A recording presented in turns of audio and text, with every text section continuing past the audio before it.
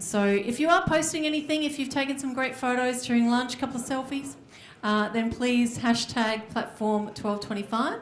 And if you're tweeting, it's at platform 1225. So welcome back, everyone. And we're going to kick off our afternoon's proceedings. Our first speaker of the afternoon is Cameron Parsell. He is Associate Professor and Future Fellow at the University of Queensland for the School of Social Science. His session is entitled Homelessness and a Poverty of Ambition. Cameron's primary area of research is poverty, homelessness, social services and charity aimed at addressing social disadvantage. He is an Australian Research Council Future Fellow and the Associate Editor of the Australian Journal of Social Issues. Cameron is the co-chief investigator on several national studies that examine the nature and outcomes of newly emerging models of intervention directed toward permanently ending homelessness. Please welcome Cameron. Thanks, Pat. G'day everyone, how's it going? Thank you very much for the introduction. I apologise in advance. I'm taking literally the Minister's video message from this morning that we have a licence to be provocative and say things that at least some people don't like. So I both apologise in advance and hope that it's useful, hope that it provokes some discussion, and I'm very, very keen to have people intervene and talk. I'm used to lecturing to undergraduates, so anyone who puts their headphones in and do Facebook as we're going, feel free. And it would be novel if people did actually engage and talk as opposed to my normal job. But it's kind of serious stuff that I'm talking about, and I'm going to jump between lots of... I inherited from my mum the capacity to talk quickly, so I'm going to draw on that skill and jump between lots of different things, but essentially all around this idea of our poverty of ambition. And I'm really like this... Well, I like this idea of poverty of ambition because it's putting it on us. It's not kind of thinking about a poverty of someone else. It's about our poverty of ambition. And it's kind of really putting the agency and the responsibility upon us, those of us who are privileged enough to work in academia or in government or in organisations that have the capacity to change things. So I'm really putting the onus upon us to do something different, and that is to overcome this poverty of ambition and to try and aspire for something that is demonstrably optimistic. And I really, the whole presentation, and I get to this I think in the last slide, is predicated on this point, that when we see people who are homeless, or let's kind of people who are in out-of-home care, or people who are in poverty, as people, as the same as us, then everything that we have to do from that point on has to be about that normality. It has to be about what we'd expect for ourselves, or indeed what we'd expect for our family. So it's this kind of predicated on this idea that those who are homeless or poor or in out-of-home care or whatever excluded group we want to name, they're the same as us. We're all the same. And we have to kind of respond to them through our social policies, our programs, on that basis and get over this poverty, our poverty of ambition. Really the question now is, why are we not ending homelessness? And I thought about this morning. And there are 4 questions that kind of were implicit in my slide, and I kind of just thought I would name them now, and we'll return back to them throughout the afternoon. And one is, do we have the technical or the policy knowledge to end homelessness? And the answer is yes, I'm going to argue. And the second is there the political will to end homelessness? So the political will is very different from the policy or the technical knowledge. The third is, can it be ethically justified? Now, for many people, that's a preposterous question. Of course it is. But there are some people who argue that we shouldn't be ending it. We should be ending it under conditions where we make people who are homeless do certain things first. So that's where there can be differences. Not just about whether we want to get to that goal, because many people would agree upon that, but there's debate about how we get to that goal, and often they're ethical or moral debates about people's deservingness, about what they ought to do to access housing. And I'm going to come back at the second last slide to draw on this idea of housing as a right. And the fourth question is, how much will it cost to end homelessness? If everyone in the room is motivated only by social justice and they don't care about cost at all, fair enough. I'm kind of probably sympathetic to that argument. But people who make decisions, politicians, people in government and non-government organisations do care about costs. And the reality is they care about costs for reasons that are good often. But it's not just how much will it cost, but even if we do have the technical knowledge, the political will, and it's ethically justified, we have to figure out how much will it cost. Is the cost so crazily high that we're never going to pursue it? That's a question that we have to ask. And we have to ask that question because Treasury are possibly the, or at least the second most powerful body in government. And of course, CFOs or chief financial officers similarly are some of the most powerful people in organisations, be them not-for-profit or for-profit. This is kind of what I really think a lot of the presentation hangs upon today. It costs us, for one person living on the street in Queensland, $48,217. It costs us that much, sorry, not to house them, it costs us that much to keep them homeless. And the second point is, it costs us $35,117 for that person to be housed for a year. Okay, so if that's true, and we'll go back and substantiate that, but if that's true, then it really are, you know, why are we not ending homelessness? Given that I'm trying to say that Treasury and economic motivations are so critical. The first point I want to make is, and this is a very, very clear point, homelessness persists not because we lack the technical knowledge. There are lots of problems in society that we don't address because we're actually not quite sure how to do them. In fact, we can think of lots of them, not only in the health or medical domain, but also in the social domain. We just actually don't know how to go about doing it. We actually have the technical knowledge to end homelessness. We don't have a knowledge problem here. And we don't have I can say that we don't have a knowledge problem because I've been involved in a range of research projects across Australia, and my colleagues have been involved in a range of others. And there's a large body of evidence from North America principally, but also a little bit emerging from the UK and Europe, which shows that we can end homelessness. And it shows that, for example, if we just think about the most extreme form of homelessness, often the smallest form of homelessness, people living on the streets, we know that something called assertive street outreach can enable people to make immediate exits from the street. So not to move them through shelters and transitional accommodation and make sure they go through certain steps and demonstrate sobriety and abstinence and compliance with medication and casework. We're talking about immediate steps. Now, the assertive street outreach is purposeful. So street outreach workers go out not to build rapport or to have a conversation or to minimise someone's harm. They're actually out there with the sole intention to get them off the street. Now, when we think about this, this can either be an injustice if what we're doing is just trying to clear the public realm so it's pleasant for tourists. If we just want to get them anywhere, then that's a deeply problematic approach. If we want to get them into somewhere that they could actually go and stay themselves, that would be a really unhelpful approach. If, however, assertive street outreach workers have keys in their pockets to housing and people have a choice, not over go and stay in this expensive, unsafe, insecure boarding house where you're likely to be exploited, or this unpleasant temporary shelter, but your own tenancy where you're a tenant, what we find is that 100% of the time people will go, oh, I'm not choosing homelessness anymore when I've got my own house. So when assertive street outreach has the capacity to offer what people actually want rather than what we might want them to do, it can be justified. Second, street to home. Street to home is a model that often has assertive street outreach linked to it, and essentially draws on the housing first principles. That housing's a right, people should get access to it, but housing's the first part of the story. We need to think about what people need subsequent to housing, but housing always needs to be first.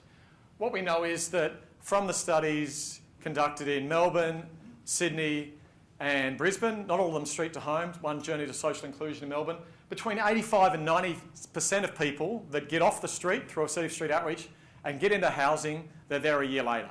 So we know that we can end homelessness. We perhaps in questions could talk about the 10 to 15% who don't, but the vast majority are in housing. We also know that when people get into housing, they experience it as home. And this is really, really important because when we do research with people who've lived on the streets for years and they get housing, they speak about it as home, but they speak about it as home because the dwelling enables them to take control over their lives. The dwelling for the first time enables them to experience autonomy. The dwelling means that they can go to the toilet when they want rather than being reliant on a service opening up. They can wash their clothes when they want. They can change the TV when they want. These are all things that people tell us. This is why it's home. Also, people talk about a building, a house, a dwelling as consistent with their aspiration for this kind of life that they want to live. And also consistent with their sense of self, which is, even though they recognise they're not engaged in mainstream society, a house is a means for them to feel like they're a part of society, that it gives them a sense of attachment. We also know when we do research and we follow people over time that when people get into housing, the most unsurprising thing, their well-being improves, mental health, primary health, and their access to healthcare. But what is a little bit surprising is that with the research we've done, colleagues have done, both in Australia and internationally, often after a year, those people who've lived on the streets for years, when they get into housing and they've stayed there for a year, often they're not engaging, they haven't commenced engagement with the labour market or education or training. Often they're using illicit substances at the same rate, they're smoking at the same rate, they're drinking alcohol at the same rate. Now that's really, really important. It's important for two reasons. First, we need to think about housing's not a panacea. Two, we also need to understand that we don't need to cure what we think may have caused their homelessness in order to end it. People can sustain their tenancy and feel at home in housing when they have an active addiction, when they're non-compliant with their medication, when they're continuing to be on New Start, or often they're on DSP. I want to talk very briefly about prevention, because prevention is a nice part of this story. And what I want to make a couple of points, first of all. This is a model that contributes to prevention. 2 points about this model. One, it isn't the only model. There are many, many models that work, and a lot of the models have the same characteristics or criteria. And the second point I want to make is that it's problematic if we only focus on a model or a program or a policy. What we actually know is that the practice on the ground of frontline staff can make a far greater difference to whether something's going to work than the model. We know that really, really good models don't achieve the results they've achieved elsewhere when they're delivered in a certain way. And we similarly know that models that we think are actually suboptimal have achieved positive results, and it's not because of the model, it's because of the practitioners engaged in the model. So we need to think about service delivery. This is a model of preventing tenancy failure that is used at Brisbane Common Ground. And what's not shown on this PowerPoint is that at the centre of this is the tenant. And it's not about people making decisions for the tenant, it's the tenants involved. Either involved sitting there in the meeting, structuring the plan, or at least with their consent if they're not there. And what it is, it's not about just adding support to sustain tenancy, although often that is all that's needed. And it's not just about whether we need psychosocial support or health support. The model recognises that often the behaviours that might lead to tenancies being in jeopardy might have a health basis. It might be untreated psychosis, or it might be trauma, or there might be an interacting health and psychosocial basis. And the tenancy managers need to know about that on the conditions that the tenants want them to. And when the tenants, the tenancy manager, the psychosocial and the health providers can come together, that model is very successful at preventing eviction and sustaining tenancies. Again, it is not the be-all and end-all model. A lot of models have similar kind of principles of case management.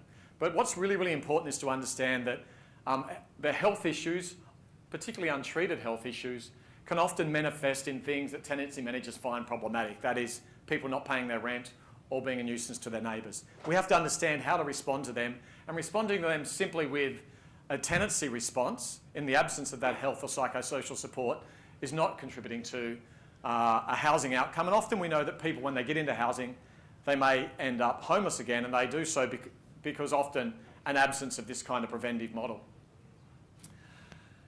What the research has shown is that when we don't provide housing for people, when we don't permanently end homelessness, it's because our systems are too complex. There's this kind of narrative or proposition that, no, Cameron, you can't get this person into housing, they're too hard to housing, or they're too hard to house, or they're not housing ready. The research clearly demonstrates that when we don't get them into housing, it's because of us, it's because of our systems, because we don't have the resources with street outreach, because we don't have the housing that's desirable, that's affordable, that's secure, that's of good quality, that has positive amenity, that has the support and the community that people want. And this is a really important point, that people are able to drive it themselves. When people are not considered tenants, but rather clients of someone's program, when we do these kind of things, that's when we don't achieve the housing outcomes.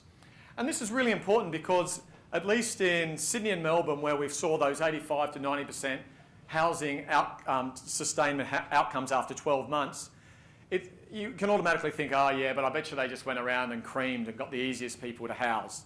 No, anyone could achieve that. they use this thing called a vulnerability index tool. Now, I think there's lots of limitations with that tool, and I wouldn't necessarily advocate for it.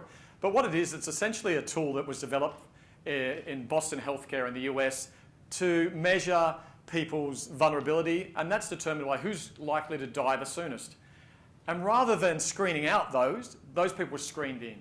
So it was length of time people had spent on the street with co-occurring health and other factors. Those people actually got into the housing the first. So we achieved these sustainment rates for a group of people that we otherwise thought were too hard to house. So we need to, again, think about our systems and what we need to change, not what the person on the street needs to change. So my argument is that homelessness exists. We don't end it because of policy. And it's really, really important to think not just about what policies don't work well, but we need to think about policy inaction. And our research with the Australian Homelessness Monitor, consistent with the Homelessness Monitor from the United Kingdom, from Scotland, Wales and England and Northern Ireland, showed that it isn't macroeconomic changes, it isn't, well, we haven't had a depression when it's been measured, it isn't a recession, it isn't the GFC, or it isn't a rise in the economic activity that either contributes to homelessness declining or rising. The economy has a very, very small influence. It's policy. It's policy decisions about whether we want to permanently end it, or policies that don't. Or importantly, sometimes they're not even homelessness policies. If they're policies around conditionality in the welfare system, if they're policies in the child protection system, they can be policies in the criminal justice system or in the health system. There are a range of policies that are a greater contributor to whether homelessness increases or whether it's solved. So we need to think about it as something that we can control. And it's very, very important because there's a lot of rhetoric about homelessness as a wicked problem. You know, we talk about the complexity of the policy environment and, of course, the complexity of their needs. And that rhetoric and discourse around wicked problems and complexities kind of justifies our inaction. We focus about how complex the people are, and then, of course, we can't do anything else that's better because it's just too complex. The evidence shows that that's not the case. How am I going for time? I don't have a good sense. Okay, thank you. All right, so the figures I presented at the start, 48,000 to keep someone on the street, 35,000 to keep them homeless. Clearly that sounds like something that came out of an advocacy group. That can't possibly be true, because if that was true, and if Cameron's argument stands up that this is a policy problem, and if it's the case that policymakers, I think justifiably often, care about the economic consequences of policy, that can't be true, that figure. That's just sound like, or if it is true, and maybe it is, clearly that can't be substantiated with evidence. Or you might say clearly it can't be substantiated with hard evidence that Treasury care about. Because people in Treasury are very, very serious about the evidence that they assess and value or not, and the quality of it and the means through generating it. Well, guess what? It's a kind of a bit of a setting a question up that I can answer. It actually is robust evidence, and I'm going to show you why.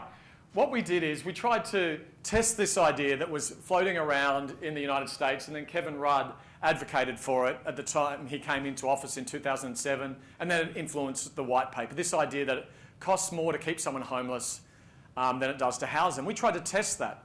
And what we did, we got 41 people who were living in Brisbane Common Ground.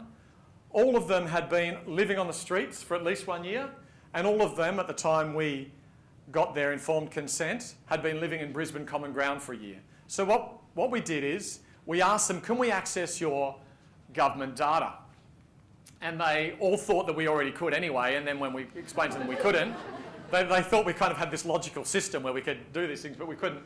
They said, yeah, of course you can. So the 41 consented for us to access all of this data: emergency admitted patients, mental health, inpatients, courts, prison, parole, probation, arrests, victim of crime, watch house, or specialist homelessness service data used.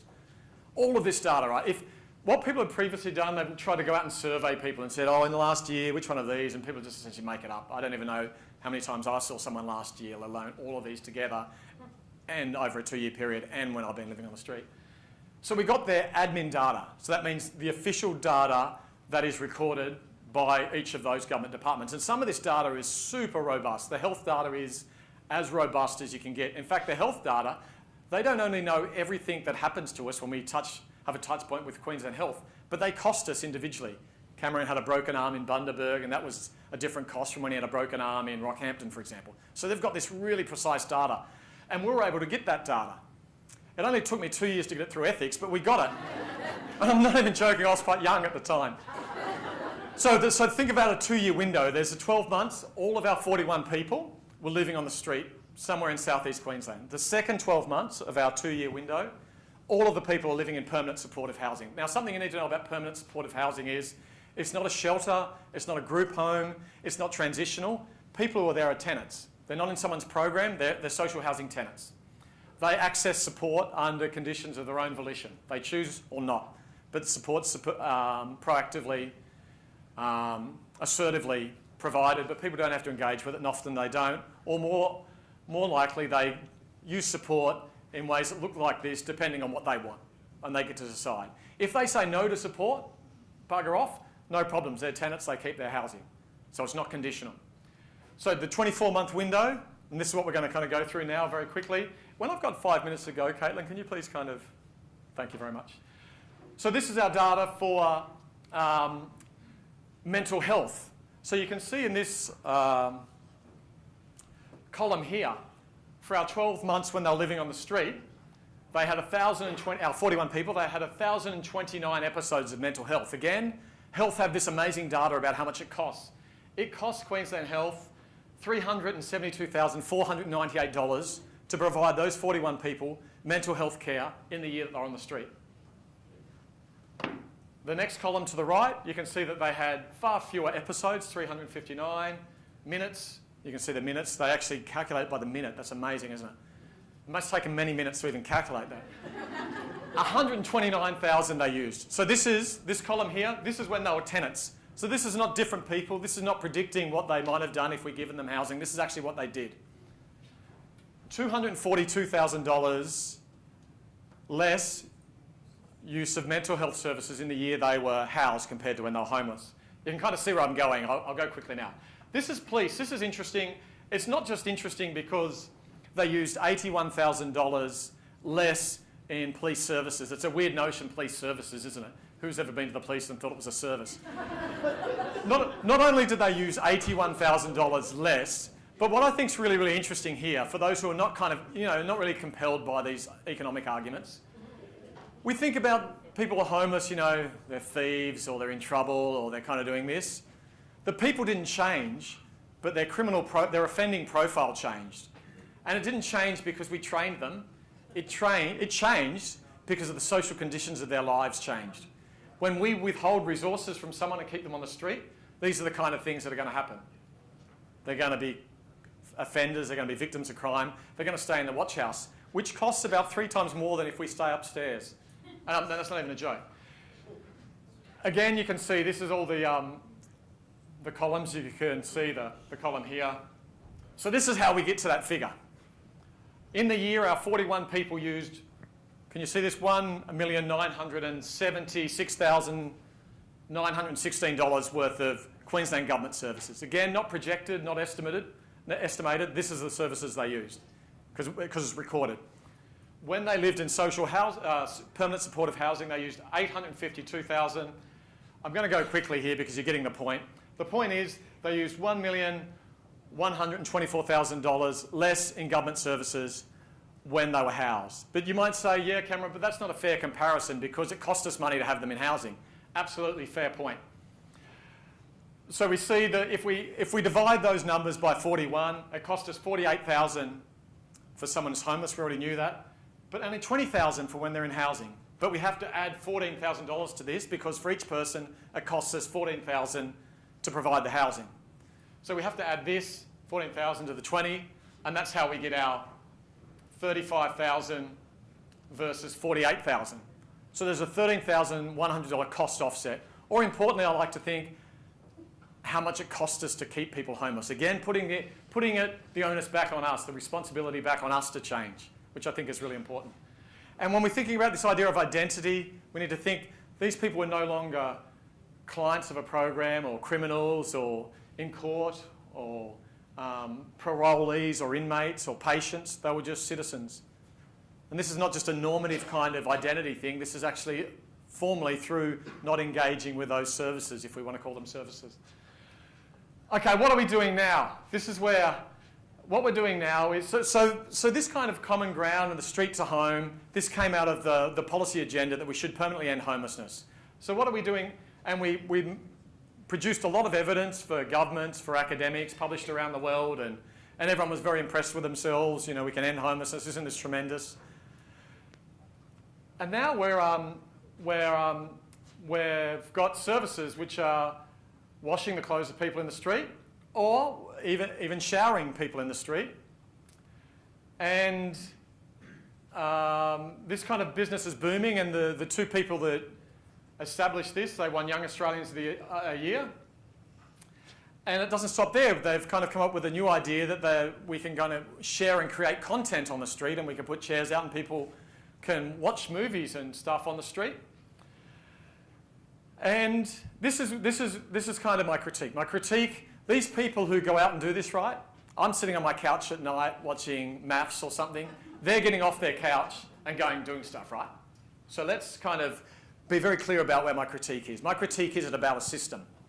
And my critique is about a system because this isn't just an act of an individual charity. This is an act of the state. This is a collective act. And it's a collective act for two reasons. One, the Department of Housing and Public Works fund it. Now, they're not even being ironic when they fund that through a scheme called Dignity First. Second, it's a collective act. It's our act. Because when people donate to these charities, that's a loss of tax revenue. That's less because people claim that on their tax to offset their taxes.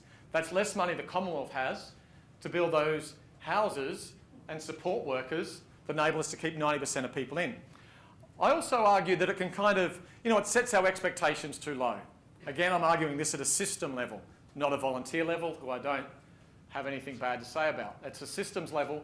But it also can normalise homelessness. The best that we can do is kind of have this, we can have the poor in the street, and so long as we can wash them.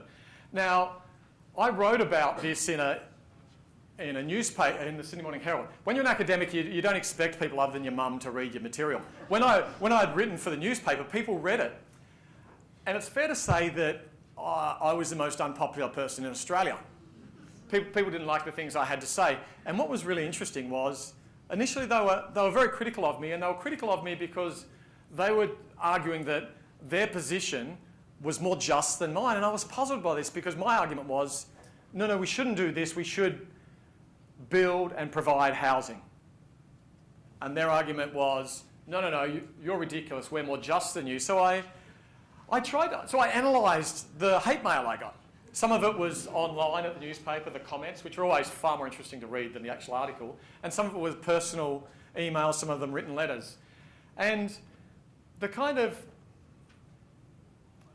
I won't read that out because that's not very interesting, but I analysed the themes of the hate mail I received to try and understand this, because I think this is actually very important. And I think it's very important because this kind of initiative represents the collective effort of people in the community to want to do stuff. You can read a lot of critical literature and it laments society for trying to banish the homeless or penalise them or criminalise them. Orange Sky is not doing that, nor are the other charities. They're actually trying to do something useful. But they're trying to do something useful, and it's enabled through the state in a way that I think is counterproductive. But I'm trying to understand the motivations, because I want to understand the motivations, because I think that goodwill of those people who want to give up their time could be redirected in a way that was more effective, is my hope. So I want to understand why people were hating me. And it was fourfold. And one was, Cameron, you muppet, they have nothing, we're giving them something, it's better. Full stop. The other was, Cameron, they're motivated by altruism, nothing more to see here. The third was, just people were really, really angry with me because it felt good, which is kind of a bit of the second. But the fourth was, and if we can see here, there was a dominant theme about how good it made the volunteers feel. The community it created among volunteers, which again, I think is a good thing, right? Anytime we've got an organic, ground-up community, 5 minutes, thank you, Kat, that's a good thing. But is it justified? I think no, my argument was. But I thought it was interesting examining this because it's enabled lots and lots of different research opportunities, and we've tried to understand what's happening within our contemporary welfare state and how we can judge things that actually don't achieve justice but they're ameliorative. What's our position on them? Does everything have to achieve structural change for it to be okay? There's this guy called Peter Singer, and he says he's the most famous philosopher alive. He's Australian, but he works at Princeton. He says we have to measure the impacts of our charity and our donations. And he kind of talks about, he does some really controversial stuff around malaria nets and the way that it costs $30,000 to train a guide dog, which gives one person who's blind marginal utility, he says. And he says we know that a malaria net will save one person's life in sub-Saharan Africa. And we know a malaria net might cost $8. So if we, times $8 up to get to 30,000, okay, so we can save 40,000 people's lives in sub-Saharan Africa, or we can use that same money to train a guide dog. So he's kind of does things that he's really hated, but he's kind of, but he kind of forces us to think about what's right. How can we act in a way that's ethically justified or not? And he's kind of talking, well, we kind of do the guide dog because we can see this person who's blind and we can connect with them, we've got empathy, whereas we can't empathise with the people in sub-Saharan Africa, we don't even know them. It's interesting because we need to put a little bit of pressure on this idea that our good intentions are sufficient. Why are we doing this? And of course, the mobile laundries are one example. There's pop-up housing. There's sleeping bags in car parks. There's, notwithstanding the fraud, or is it alleged fraud, from the swags, there's swags. How can we justify these things? I think we can justify them when people who are homeless are different. They're the other. They're someone different to us. And there's something about their homelessness that says something about who they are. The amount of times I could build a house if I had $1 for all the time someone said, oh, Cameron, but you can't end homelessness for people who choose it. They're just different. They want to be there. You don't know. But kind of this idea that we see them as different, and when we see them as different, we can engage in this kind of responses. And of course, when people line up for our soups in the morning and their sandwiches in the park, and they're passively accepting them, it reifies their difference. Ah, look, I knew that they needed my support, and look at them lining up and getting it. Kind of confirms their difference, their otherness, someone separate to us, which of course, it's okay that they're living in that really awful boarding house and being exploited. Can we do better is essentially the question I'm asking. And, I want to make this point, although it's a little bit disjointed, but I was at a workshop last week and someone very high in government was lamenting the way that the homeless system doesn't let young people in care, 14-year-olds, into shelters. And it's kind of, again, another example of these low expectations. They're in care, their placements have failed, they're messing around. Get them in a shelter. We've got to absolutely reject this kind of difference. And of course, we go back to our data about how do people behave, how do they contribute or not to society when we compel them to live in these impoverished environments. When we make people live in this kind of condition, we ought not be surprised that they behave in a way that confirms our ideas of them as different. And it's a societal problem, and that's why I'm putting it on us. It's us, our poverty of ambition. It's not satisfactory to always kind of look over there and blame the state. We've got to think about it as a collective. We've got to not just kind of externalise it as the state needs to do it. How can we be involved in this kind of justice? And what is also very, very important to know is that most of my research has been with adults, but it's absolutely the case that most of those adults who have lived in the street, when you start asking them about their lives, they talk birth of trauma and harm, childhood poverty, out-of-home care. When we don't achieve this kind of justice in childhood, when there are families living in poverty in Australia, we ought not be surprised when they turn up in my research 40 years later.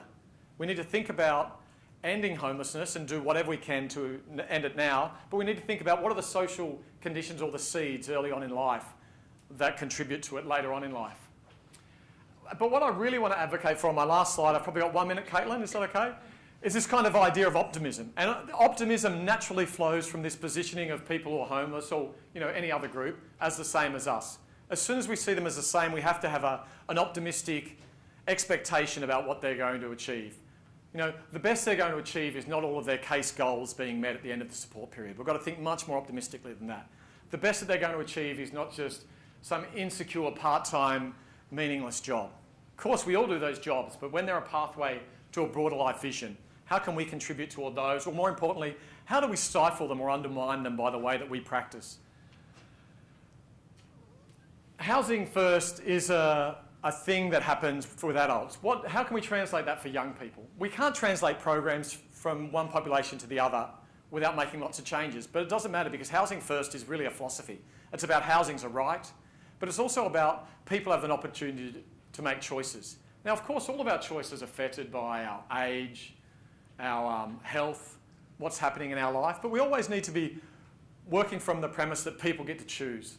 But that doesn't mean we just let them go. It means we need to create opportunities so that people can make choices to realise their aspirations, that we need to support them structurally. And we need to, going around Australia for the last 10 years doing this research, I'm overwhelmed at how many programs or models are working extremely well, very often with lots of evidence to support them. What we don't do well in Australia, we do the pilots and the one-off programs really, really well in Australia. We don't institutionalise them, and I don't mean an institution, I mean we don't institutionalise what works well within our housing and social service systems. And that's really the kind of the change that I think we need to do. And it comes back to this idea that people don't want service providers in their life. You know, of course, we all need them at certain times, but we need to always be thinking about what's our exit strategy? How is this person not going to be case managed or wraparound support or what the latest ridiculous term, the client-centred kind of thing? You know, we need to think about normality and what happens outside of this service system. And I think that's my time. Thank you very much, everyone. Stay there, Cameron. Stay. We have just a few minutes. If you have any questions or statements you would like to make to Cameron before we move on to our next speakers, is there anything anyone wanted to ask from what he said today? One down here, yes. I would think of we were talking about policy early on and how it affects homelessness. Mm-hmm. Thank you. And how it affects homelessness. And I wanted to ask the guest speakers earlier, but it's popped up again. I found a lot of what you said came out of Lydia's mouth as well, which was fantastic. But also when you're thinking of young people in out-of-home care and with the new policies and legislation in child protection and looking at orders only going to 2 years and then moving on to more permanent orders, I'd be really interested to see or to hear what your thoughts are on trying to stop the cycle of homelessness where young people in out-of-home care go foster care, too old, okay, challenging behaviours now, let's go residential care. So to me that homelessness cycle is brought about right from when they're 3 years old in the current out-of-home care system. Mm-hmm. And with all the changes with legislation and moving to more of that 2 year then into a permanency order, do you see that as a positive shift? I know it's quite controversial, but how do you feel about that? Can I kind of dodge the question a little bit? Well, before I did academic work, I was a child safety officer. So some of those kids in care, I contributed to it, and I never think any of the kids that I contributed to removing, I did the right thing. I think when we remove a kid from care, we've already failed. So I think we should be spending whatever money we need and do whatever we can so that kids are safe, but they're not in care. And of course, there's always going to be examples where they are, but so often we take kids into care when we knew months, years earlier things were happening, and we kind of, we offered a bit of support or we did some referrals. I think we need to make a profoundly more committed effort to not let them get into care. Now, I know that dodges your question. That's fundamentally what I think. If there's one change we need to make, it's about that prevention. It's about that primary prevention. It's not just that kind of intervention and refer someone to a service.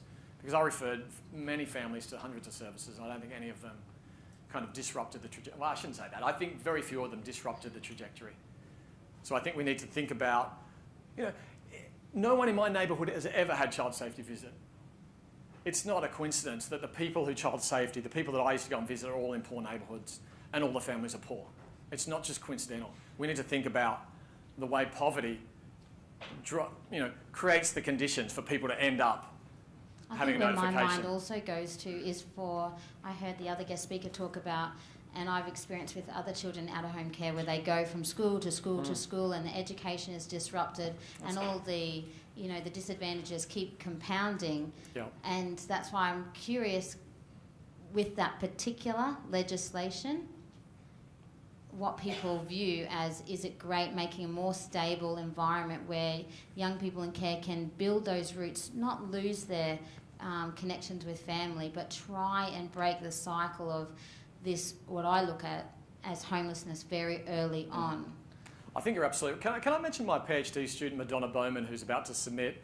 She did ethnographic work with people who aged out of care. She spent 9 months with them. There were 12 people aged 18 to 23. Most of them had many, many, many failed placements and then resis for the last either months or many years. The dominant theme in their lives was family. Now that's not to say that family was great and everything was going really well. Often it wasn't, but all of them were straight back to family in ways that they couldn't even think about themselves in the absence of family. Be that the trauma of family, the kind of loss of family, the continued problems with the family, or family as kind of a source of hope, but it was all about family. I really think what we need to be doing is, and of course I'm sure every policy document says that we put kids into care as last resort, but the reality is we don't. Last resort can mean a lot of things. I think we should be doing so much more to prevent kids getting into care. And most of those things that we'll do would never ever be funded or thought about as a child protection thing. That'll be those broader kind of... In the same way as that the best way to reduce disease is not through medicine, but through pipes and clean water. The best way to stop kids going into care and not anything to do with child safety. So, for example, giving those parents that are struggling a house. Exactly, yeah. So they're not in kind of transitional houses where they've got to have exploitive partners that are standing over them and abusing them and placing the kids at risk, and everyone's stressed and experiencing trauma, and the kids are not turning up to school and everyone's at their wits' end, and it's those kind of macro conditions which are really bearing down on families, which then pop up as a notification or a substantiated outcome. We have time for one more question. Sorry, that was a long Not answer. at all. Sorry. It's a great answer. Thank you That's for the all? question. Wonderful. Thank you so much. Thanks, Kat. Come on, Purcell. Here you are, good sir. Oh, cool. It's for you. Thank you very much. You're welcome. Thanks. All right.